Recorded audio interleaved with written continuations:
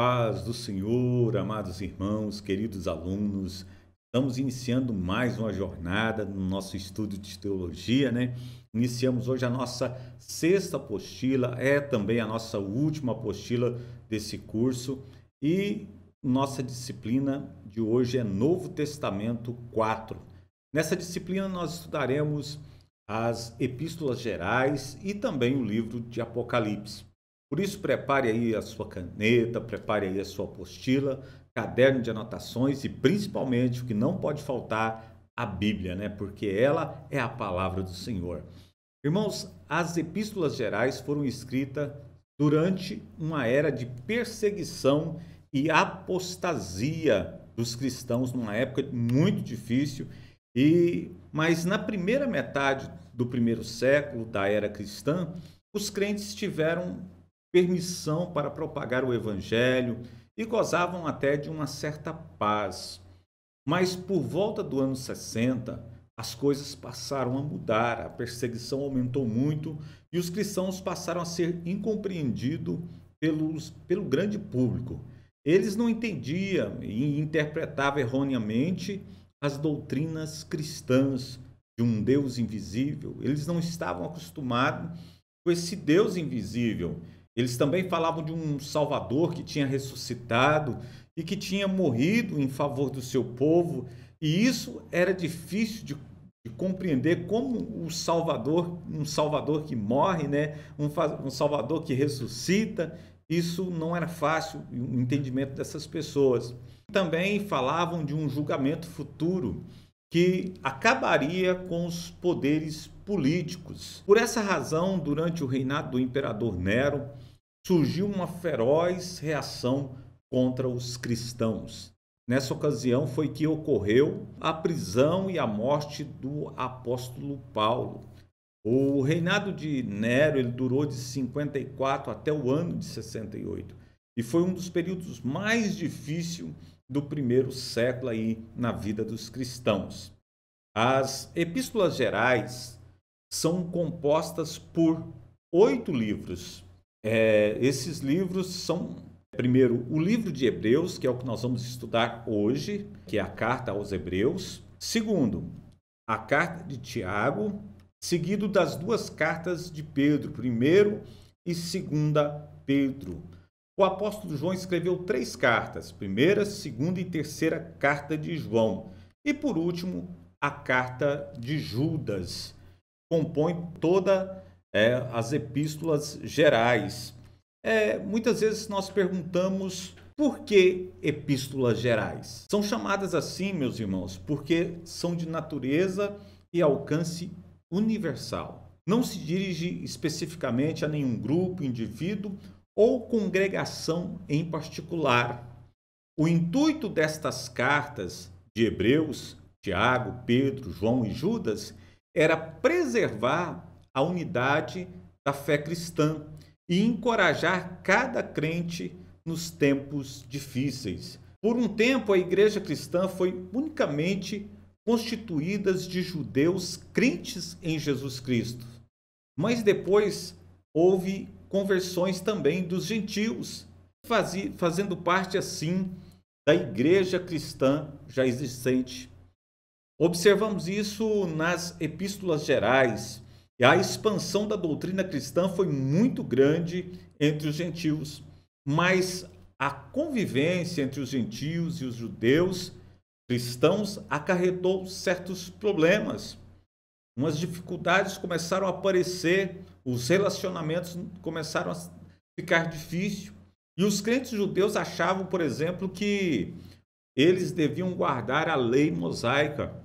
O conflito surgiu e ocasionou no Concílio de Jerusalém, que está registrado em Atos capítulo 15. Então, o primeiro concílio acontece ali em Atos capítulo 15, para decidir sobre como fazer. Foi lá que eles decidiram qual que eram as coisas essenciais para os gentios, que era preservar-se da prostituição, da carne sufocada, do sangue.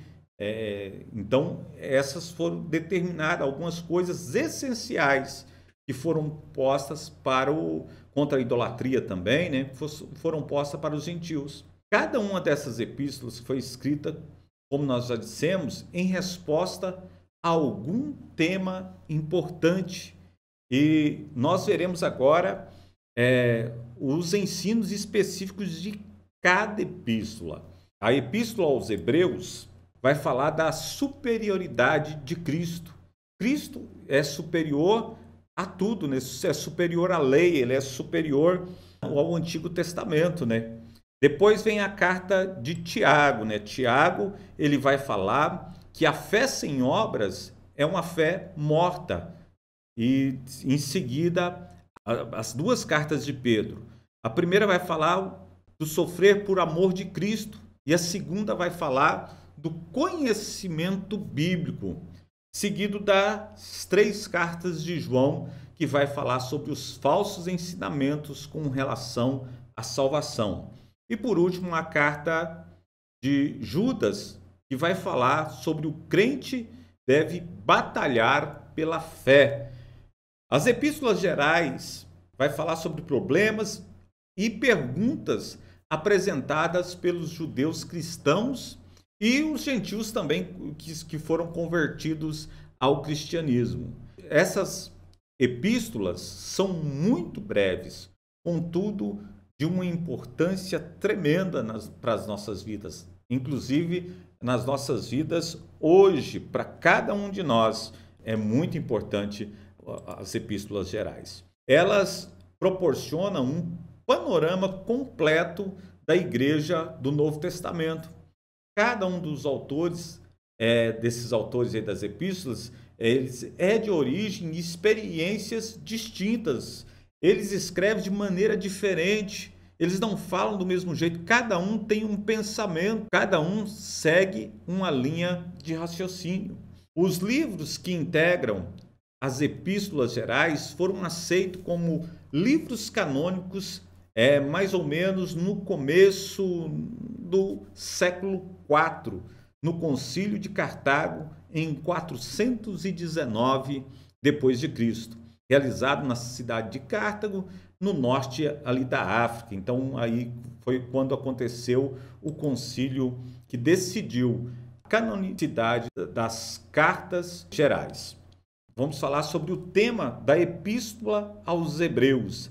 A Epístola aos Hebreus foi uma carta escrita a um grupo de crentes judeus cristãos que provavelmente habitavam ali em Jerusalém e que estavam vacilando na fé, estavam levando uma fé de qualquer jeito por causa dos escárnios e zombaria dos seus perseguidores.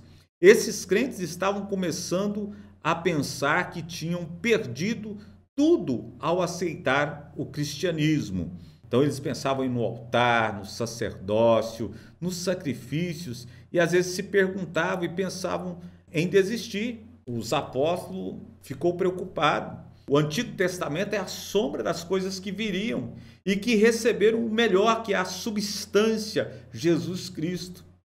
E esses irmãos cristãos, eles estavam subestimando os seus privilégios em Cristo e entregando à autopiedade e ao desânimo.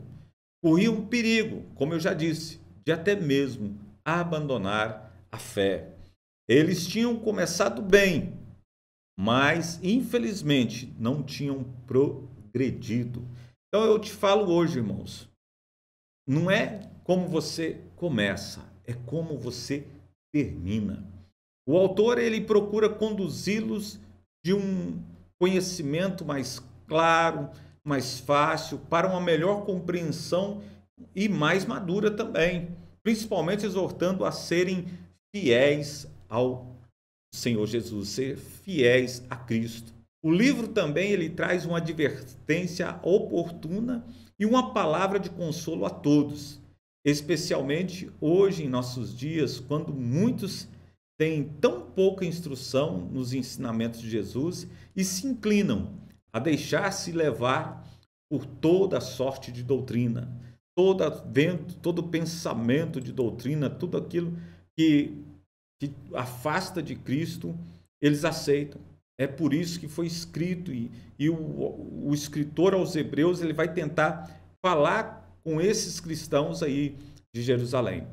Vamos ver agora o tema da nossa carta, né? Em nenhum outro lugar se dá maior ênfase à divindade de Cristo e à sua humanidade do que nessa carta aos Hebreus. O tema da carta aos Hebreus é a superioridade de Cristo.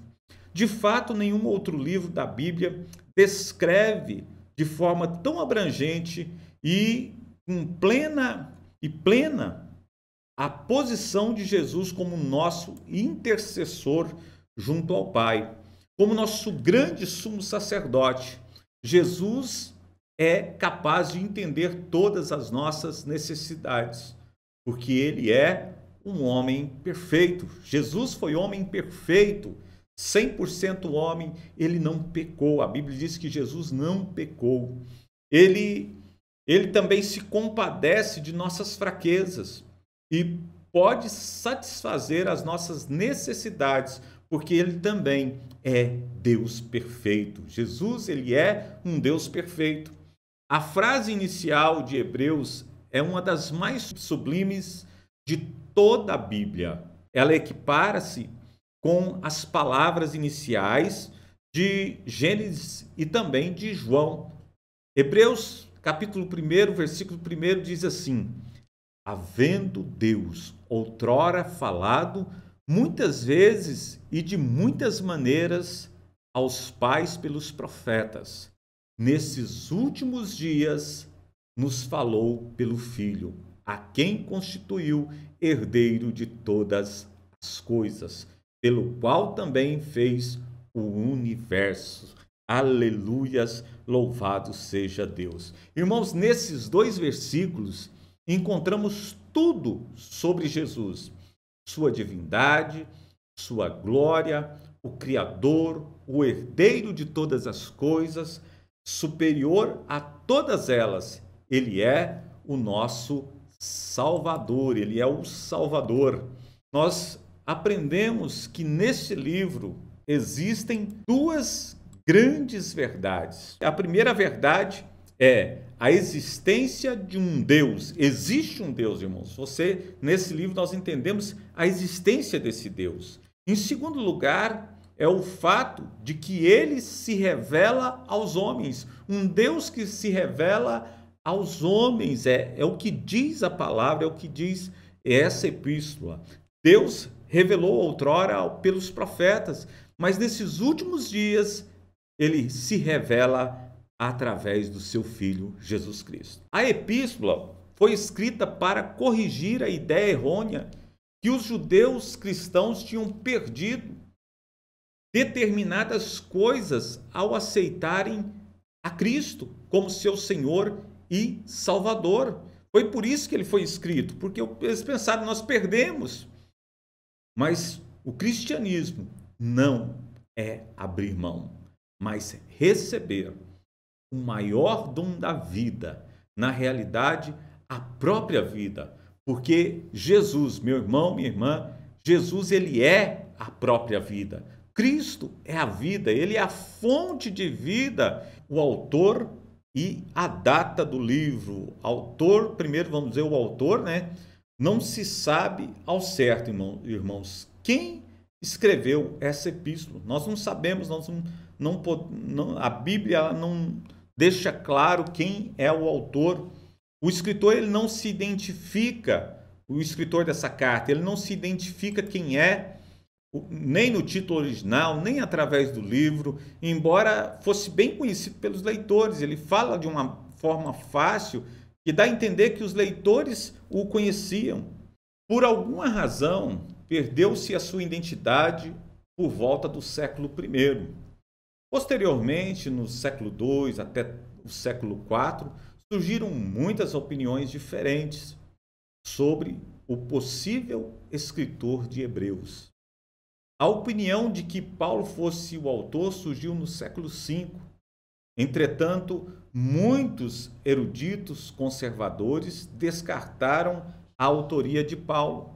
Por que eles descartaram essa autoria, uma vez que o estilo esmerado e alexandrino do autor, seu embasamento à Septuaginta, sua maneira de introduzir a citação ao Antigo Testamento, seu método de argumentar e ensinar, a estrutura da argumentação, a omissão da sua identificação pessoal, são características muito diferentes do que das características do apóstolo Paulo. Além disso, enquanto Paulo sempre apela à sua revelação recebida diretamente de Cristo. Paulo sempre vai dizer, lá em Gálatas 1, 11 e 12, ele vai falar dessa forma para você entender. Faço-vos, porém, saber, irmãos, que o evangelho por mim anunciado não é segundo o homem, porque eu não recebi nem o aprendi de homem algum, mas mediante a revelação de Jesus Cristo. Então, Paulo ele sempre vai falar que ele recebeu o evangelho de Jesus Cristo. Ele não fala de homens, mas fala diretamente de Deus. Esse escritor demonstra ser um cristão da segunda geração, todos acreditam em ser da segunda geração, os quais o evangelho fora confirmado por testemunhas oculares do ministério de Jesus. Outros nomes aí que são colocados como autor. Primeiro, Paulo. A opinião de que Paulo fosse o autor surgiu no século V, como já falamos, mas se descarta pelas características que não se assemelham às características de Paulo. Lutero, no período da Reforma, sugeriu que Apolo poderia ter sido o autor dessa epístola.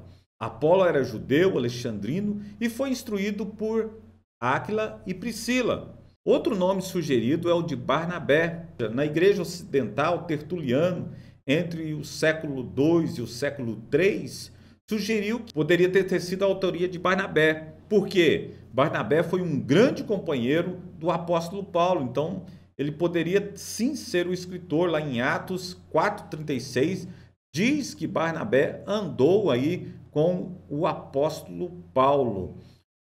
Outro nome sugerido é o nome de Priscila. Alguns estudiosos modernos começaram a propor a autoria da epístola a Priscila. No entanto, em Hebreus 11:32, fica claro que essa possibilidade não existe. Não tem como ser Priscila a autoria dessa carta. Vários outros que podem ser o escritor. Ninguém sabe ao certo, mas fica aí como está no nosso quadro aí. Lucas, Clemente de Roma, Epáfras e também Silas podem ser os outros escritores aí da carta aos Hebreus.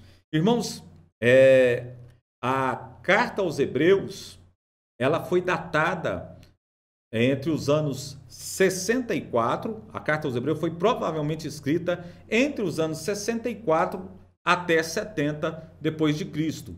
Não deve ter sido depois dessa data, pelo fato da epístola sugerir o templo de Jerusalém ainda não ter sido destruído quando ela foi escrita. E o templo, todos sabem que ele foi destruído no ano 70 depois de Cristo. O general Tito ele destrói aí o templo em Jerusalém, totalmente ali, como o próprio Jesus havia profetizado. Fatos históricos importantes para melhor compreensão dessa epístola. Torna-se necessário, meu irmão, minha irmã, e indispensável o conhecimento de alguns elementos importantes na carta aos Hebreus. A epístola aos Hebreus em muitos trechos, de difícil compreensão. Muitas vezes nós não vamos entender a carta aos Hebreus, porque constantemente se refere a eventos do Antigo Testamento, geralmente desconhecido pela maioria, dos leitores da palavra de Deus. Então, é importante nós conhecermos os itens relacionados abaixo aí. Primeiro, a lei dada a Moisés no Monte Sinai. Êxodo 19 a 34. Esse texto vai falar da saída do povo de Israel do Egito e que aconteceu aí de algo triunfal. Os irmãos conhecem a história, o Mar Vermelho se abriu, a bênção foi derramada, a tábua da lei foi entregue ali para o povo hebreu, mas eles não estavam preparados para entrar na terra prometida. Receberam muitos milagres, viram muitas coisas acontecerem, mas não estavam preparados para entrar na terra prometida. Deus então leva o povo de Israel através do Monte Sinai, onde Deus dá instruções a Moisés, e essas instruções indispensáveis à condução do seu povo para a terra prometida. Então, era necessário para que o povo entrasse na terra prometida, eles saberem todas as instruções dadas por Deus para Moisés.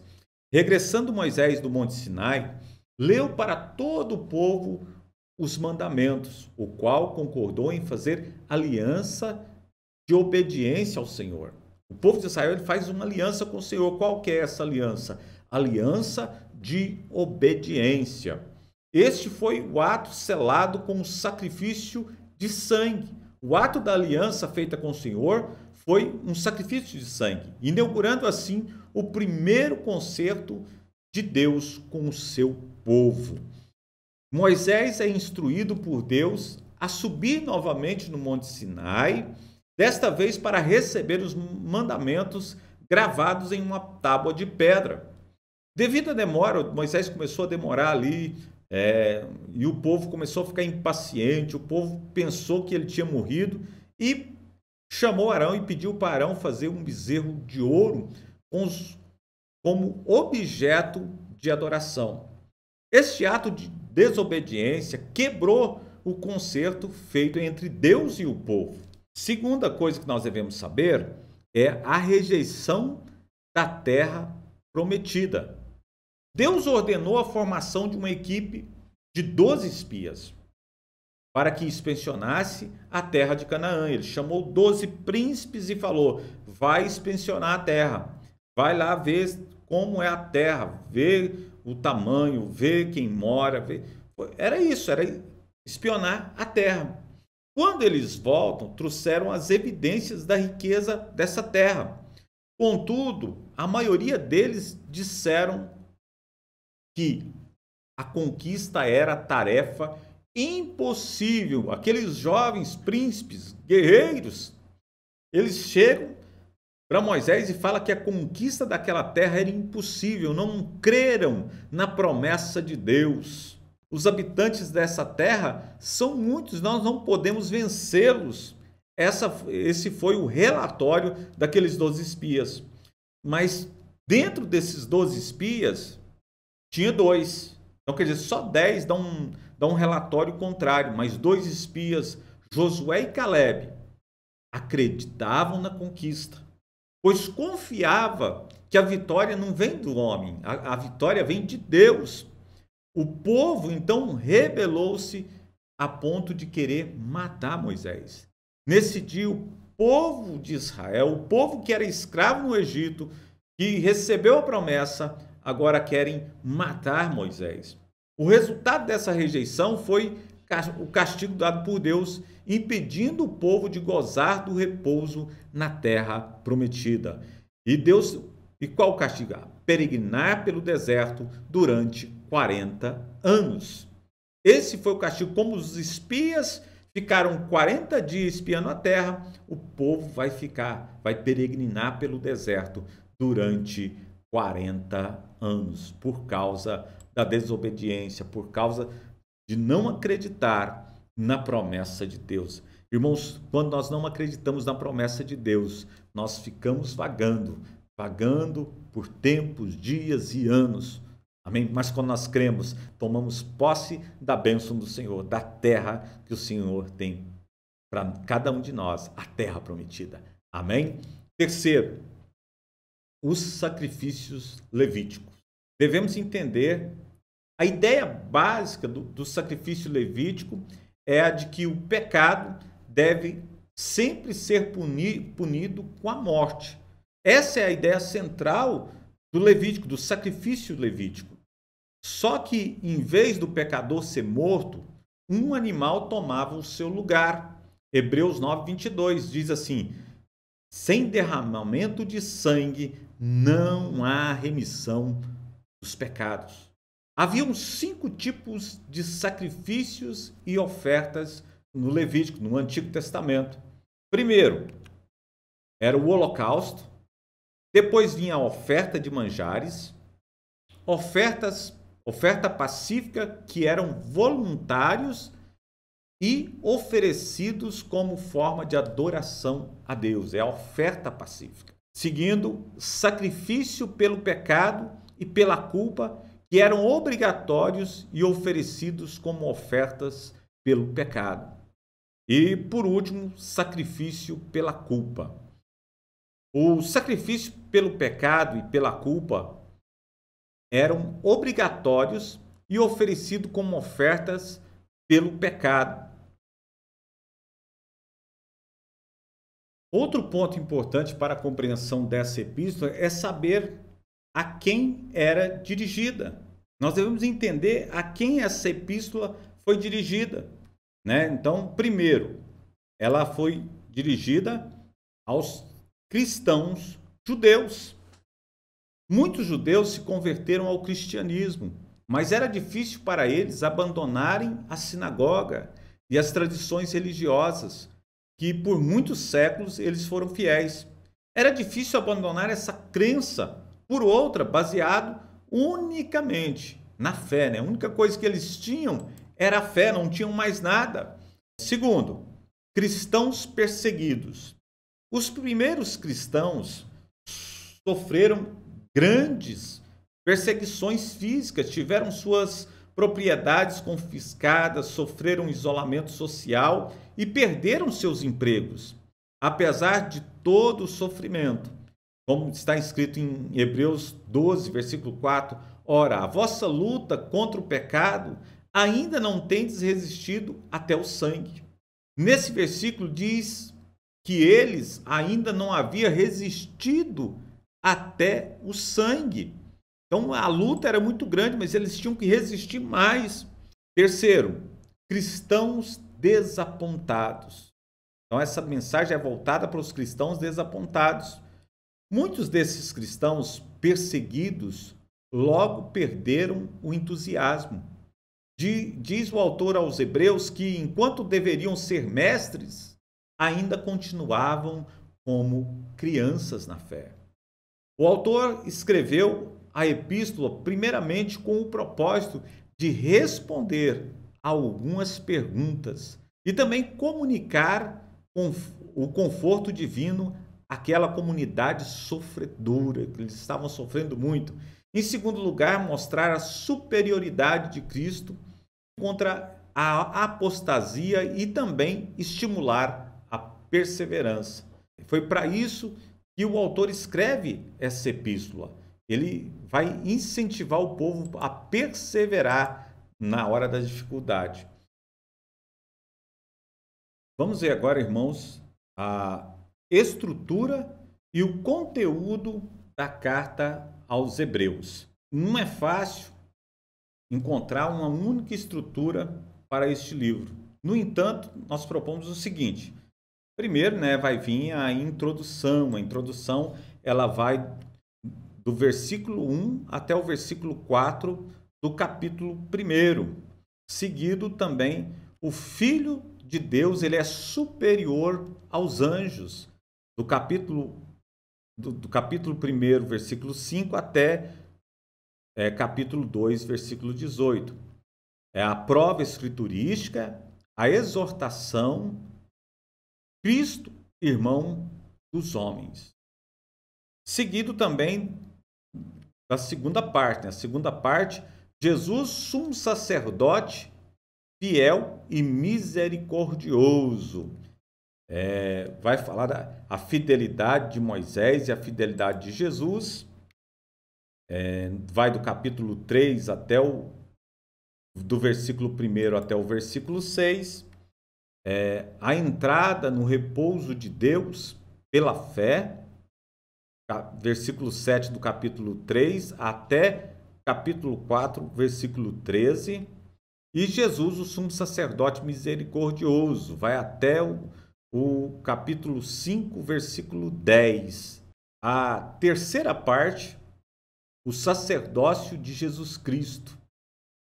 O sacerdote de Jesus Cristo vai falar das normas de vida cristã, seguido da promessa e do juramento de Deus. O primeiro ponto é que Cristo é superior aos sacerdotes, Melquisedeque, e também Jesus é sacerdote segundo a ordem de Melquisedeque.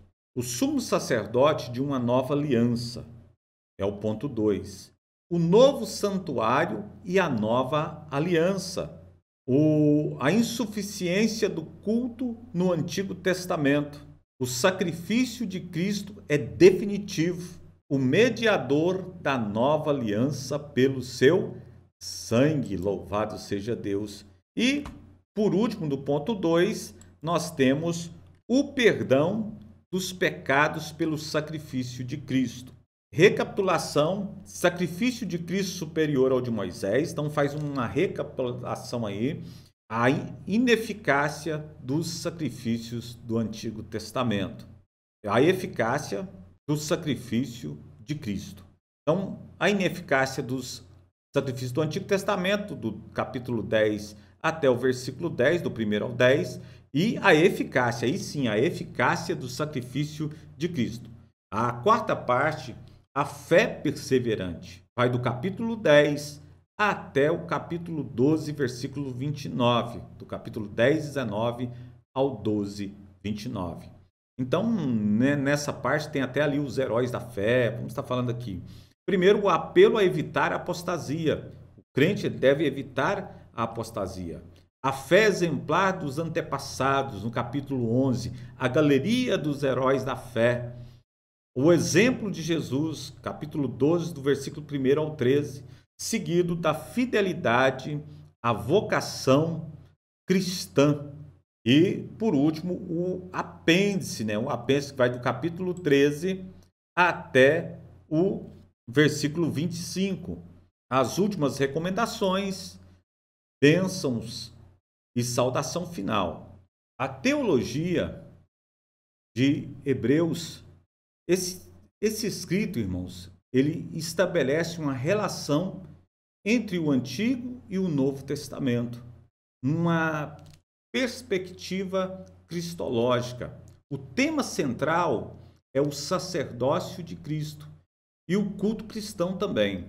A novidade desse livro é grande. Uma pessoa, Jesus Cristo, Filho de Deus e irmão dos homens, é o sumo sacerdote superior a Moisés e comparável à figura misteriosa de Melquisedeque. Pela sua morte e glorificação, ele é o mediador entre Deus e os homens. O seu sacrifício substitui todos os sacrifícios antigos, que já não têm mais capacidade para elevar o homem até Deus. Mas pela sua morte, Cristo realiza o perdão dos nossos pecados de uma vez por todas. Ele estabelece uma aliança nova e eterna com a humanidade e inaugura um novo culto, a imagem do culto celeste. Aleluias, louvado seja Deus. A carta apresenta várias vezes a igreja como o povo de Deus e os cristãos como alguém que partilha do destino de Cristo e é convidado a entrar no seu repouso. Há um itinerário cristão a percorrer, que passa pela conversão, pela fé perseverante, pela aprendizagem da palavra de Deus e por uma vivência da caridade fraterna, do amor pelo irmão. O cristão é aquele que se une a Cristo através da sua própria existência e não deve se separar jamais. Através de Cristo, o cristão oferece continuamente a Deus um sacrifício de louvor, no qual inclui toda a sua vida e particularmente o seu serviço aos outros e a sua caridade. precisa manter-se integrado na comunidade cristã, ouvir a palavra e se manter em comunhão com os responsáveis, pois não pode chegar a Deus sem estar unido a Cristo e aos irmãos. A oferta de Cristo ao Pai, uma vez para sempre, como está escrito em Hebreus 10:10, constitui o grande acontecimento escatológico. Por meio deste gesto histórico, cumpriu-se o plano da salvação de Deus, preparou para nós, embora continue a caminhada histórica da humanidade até a sua entrada na glória. Nós vamos entrar na glória com o Senhor quando todos os inimigos forem submetidos a Cristo e for vencida a morte e todas as forças históricas. Teremos então a realização do último ato da história da salvação do homem. Amém? Que Deus abençoe a todos aí, que você possa compreender realmente essa carta, né? A carta aos Hebreus, ela vai nos falar sobre um Cristo que salva a humanidade. Amém? Paz o Senhor a todos e até a nossa próxima aula, é a carta de Tiago. Amém? Deus abençoe.